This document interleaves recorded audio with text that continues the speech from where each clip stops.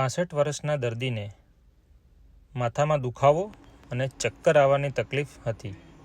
તેમને MRIની તપાસ કરાવતા નાના મગજની એક મોટી ગાંઠ તપાસમાં આવી, જેને માઇક્રોસ્કોપિક સર્જરી કરી સંપૂર્ણપણે ગાંઠ કાઢી લેવામાં આવી છે અને દર્દી હાલ તેમનું સંપૂર્ણ કાર્ય જાતે કરે છે અને તેમને બીજી અત્યારે હાલ કોઈ તકલીફ નથી.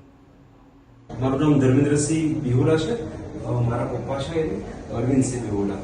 એમને છેલ્લા 2 થી 3 મહિનાથી વોમિટિંગ ને એ બધી ડિઝીઝ એની ઇફેક્ટ રહેતી હતી. જેના પછી અમે નમસ્તે હોસ્પિટલમાં આવ્યા. ડૉક્ટર ઋષિકેશ ગઢવી સરની સલાહ અનુસાર અમે MRI કરાવ્યા અને ગયા ઓગસ્ટ 2025માં અમે એમને પછી શું કહેવાય સર્જરી કરી છે એની, અને 1 મહિના જેવું ઉપર થઈ જવા આવ્યું છે અને એના પછી પપ્પાનું સારું બહુ ઇમ્પ્રુવમેન્ટ થઈ ગયું છે. એમને જે તકલીફ હતી એમાં બી સારી એવી રીતે ચક્કર એ બધી તકલીફ હતી એવી સોલ્વ થઈ ગઈ છે.